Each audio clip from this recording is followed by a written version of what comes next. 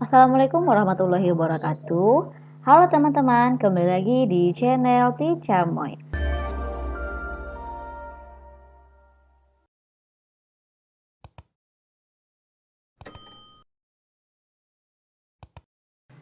Oke teman-teman, sebelum kita masuk ke latihan soal dan beberapa materi, ini ada sedikit bocoran soal atau fact report dari teman-teman yang sudah mengikuti tes PPK, khususnya buat teknis terapi gigi dan mulut.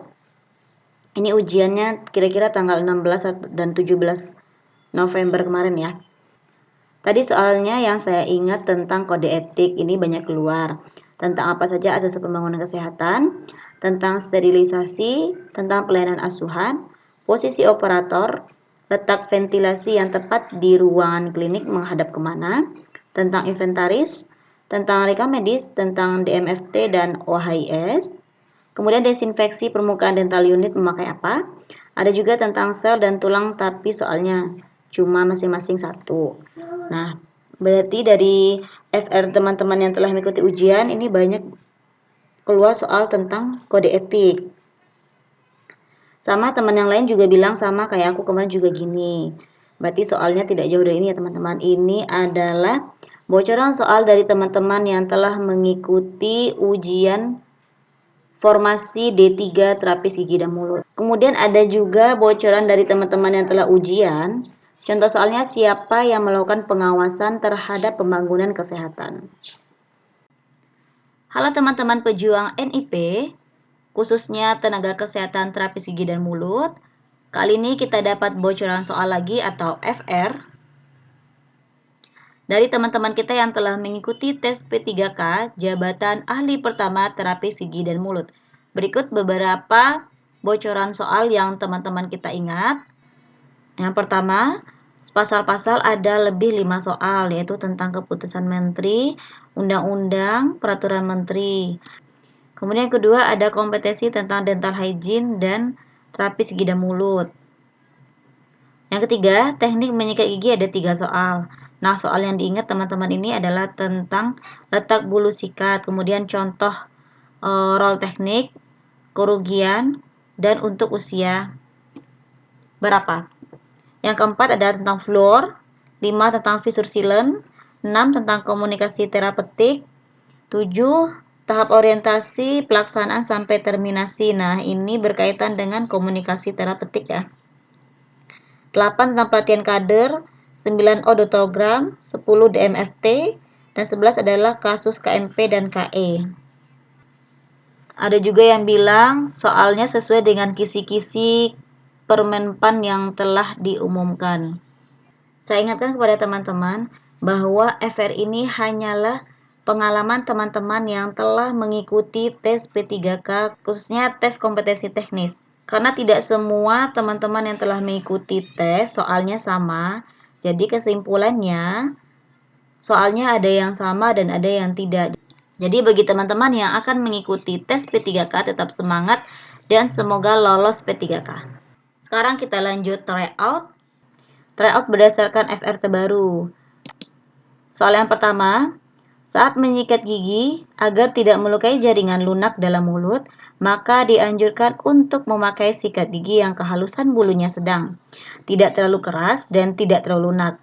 Berdasarkan Permenkes nomor 89 tahun 2015, sikat gigi yang baik adalah A. Permukaan bulu sikat rata, tidak keras dan lembut, tangkainya konveks dan ujungnya mengecil. B. Permukaan bulu sikat rata, tidak keras dan tidak terlalu lembut, tangkainya lurus dan ujungnya mengecil. C. Permukaan bulu sikat cukup panjang, cukup kecil, dipakai dalam mulut. D. Permukaan bulu sikat rata, tidak keras dan lembut, tangkainya konveks dan pegangannya bersudut. E. Permukaan bulu sikat cukup panjang, cukup kecil, dipakai dalam mulut. Jawabannya adalah B. Permukaan bulu sikat rata, tidak keras dan tidak terlalu lembut, tangkainya lurus dan ujungnya mengecil. Lanjut soal nomor 2. Anda sedang bertugas sebagai administrator di sebuah klinik gigi. agar kapan saja diperlukan untuk keperluan pasien ataupun untuk keperluan kesaksian hukum, maka dental record harus dapat segera ditemukan. Sistem manakah yang paling tepat digunakan untuk tujuan tersebut? A. Computerized, B. Domisili, C. Manual, D. Abjad, E. Numbering. Jawabannya adalah A. Computerized. Medical record computerized ini maksudnya adalah rekomendasi menggunakan sistem elektronik. Jika di puskesmas itu penggunaannya seperti Simpus ya teman-teman. Lanjut soal nomor 3. Perawat gigi A akan mengadakan penilaian terhadap kegiatan kader kesehatan gigi dan mulut. Aspek yang dinilai meliputi pengetahuan, sikap, dan keterampilan. Metode apa yang paling tepat digunakan untuk tujuan tersebut? A. Pengkajian, B. Bimbingan, C. Eksplorasi, D. Intervensi, E. Evaluasi. Jawabannya adalah E. Evaluasi. Soal yang keempat, pelayanan pencegahan primer kesehatan gigi dan mulut dapat dilakukan dengan alat mekanis yaitu sikat gigi.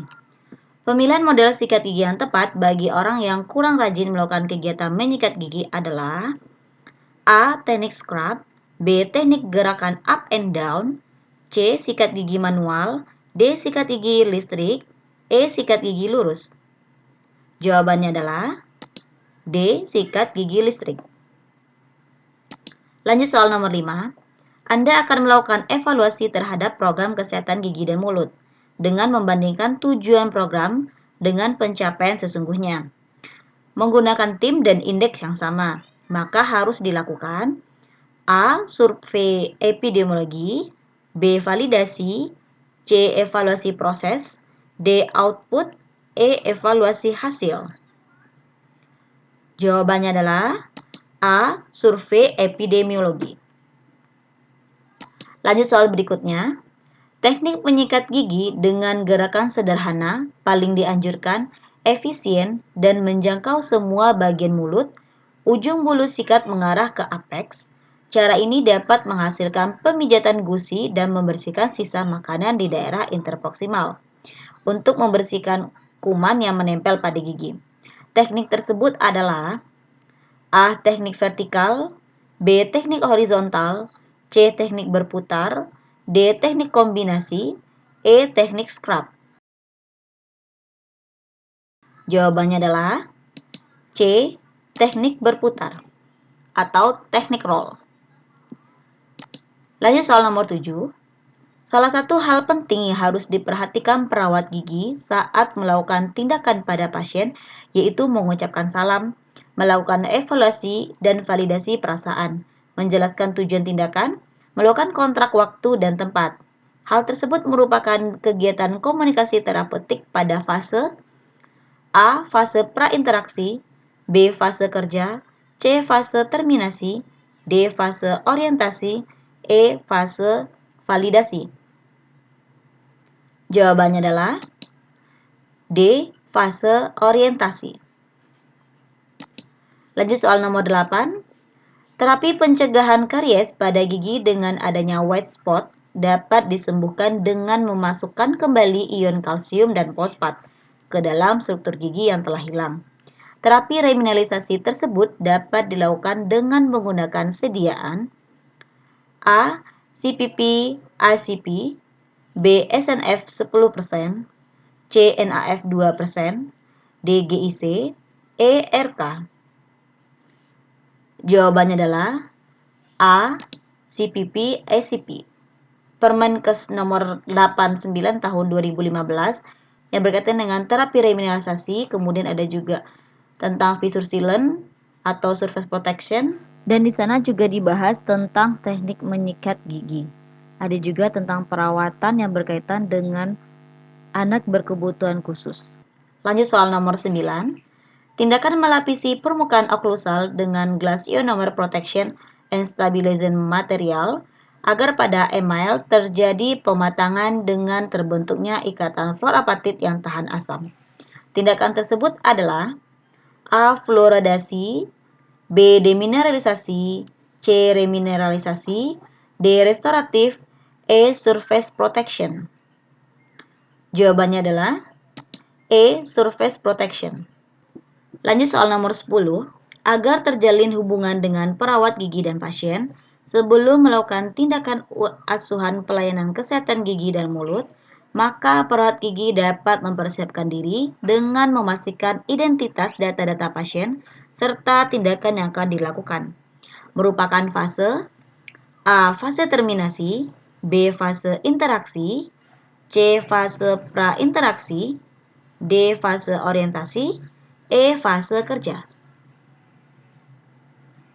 Jawabannya adalah C. Fase prainteraksi. Lanjut soal nomor 11. Teknik yang baik dan benar dalam menyikat gigi. A. Rahang atas. Tempatkan bulu sikat miring 15 derajat ke arah atas antara gigi dan gusi dan putar ke arah bawah. Rahang bawah.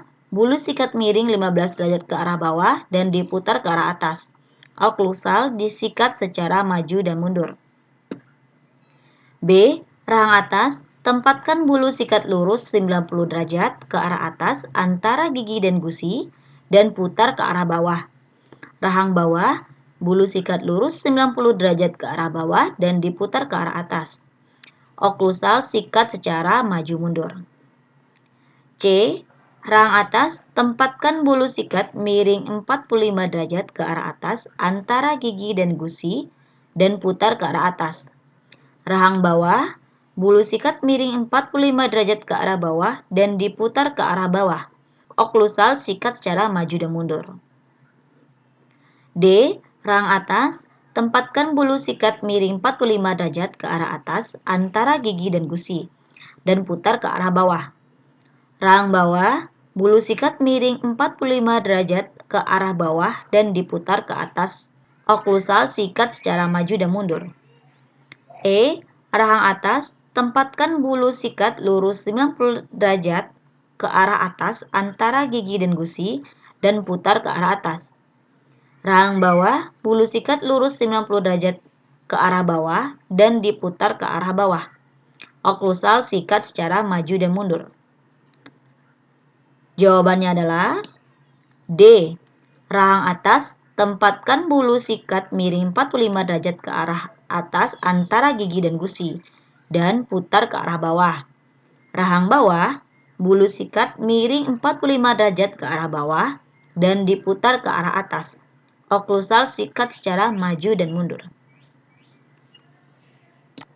Soal nomor 12. Rekam medis kedokteran gigi yang berfungsi sebagai acuan untuk mengetahui keadaan gigi geligi seseorang yang merupakan dokumen legal yang tidak terpisahkan dari rekam medis adalah A. Inform refusal, B. Inform consent, C. Lembar pengkajian, D. Odontogram, E. Tabel perawatan. Jawabannya adalah D. Odontogram. Soal nomor 13.